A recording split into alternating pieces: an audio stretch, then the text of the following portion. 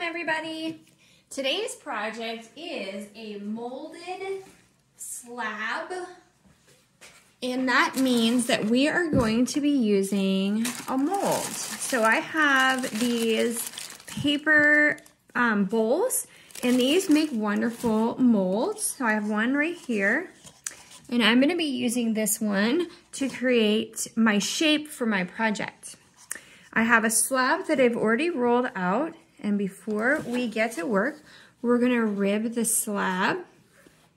Ribbing adds stability and structure to your clay, compressing the clay to give it more strength, knitting the fibers together to prevent cracking and warping.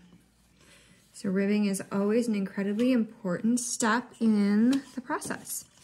Now, I'm going to lay my mold on here, and I am going to cut a slab of clay. And you don't need to do this step. You can kind of lay it inside and cut it. But I find that this is just a little bit easier and neater for me when I am molding. I'm going to turn this one over, and you can lay the clay on the outside, but I'm not going to recommend that for this project, because if you lay it on the outside and you leave it for too long, it will shrink and it will crack. So for this project, I recommend that we flip them over and we lay it in the inside, because when the clay shrinks, it'll shrink away from the bowl and it'll be inside the bowl and we won't see as much cracking.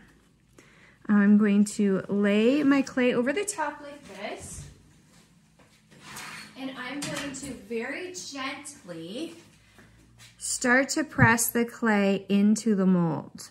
Very gentle, very gentle. You lift up the sides to release the air, and I'm going to work around in a circle to get that clay perfectly into this mold.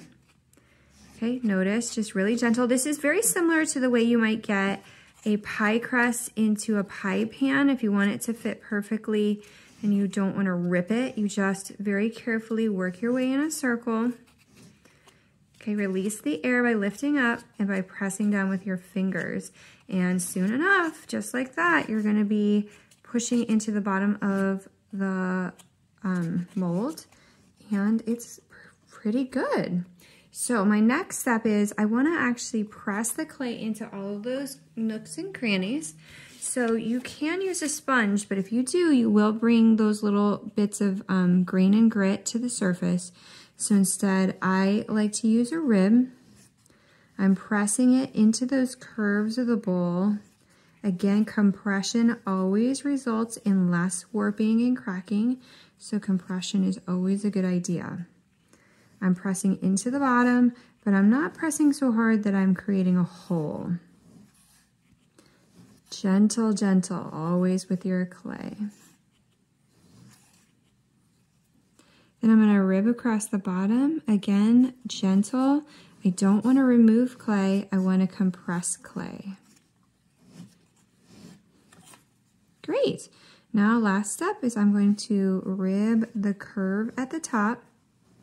And you could trim this curve, but we're going to use it to our advantage to create our lid.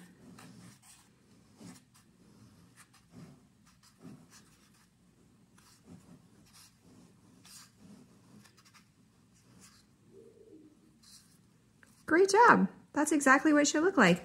Now, at this point, what you could do is decorate for your theme if you wish to add decorations to the inside of your bowl. So if you'd like to carve out anything to create a pattern, you could carve here in the bottom or on the sides, or you can wait and save that step and do the outside of the bowl later. But this is a great moment to take a break because this has to set up. So if you're not going to carve in the center, go take a break and come back in an hour. This is going to set up, the paper is going to suck a lot of the moisture out, and you'll be able to take it out of the mold and be able to take a look at it. I have one that I let set earlier that I want to show you, okay? And what I want you to notice is when I go to lift on the sides, okay, it lifts as a solid piece. That's what you want. When you flip it over, you may have to peel the paper away from it, but it should come out as a solid piece, just like that. Now we're not going to take it out yet, we're going to leave it in there.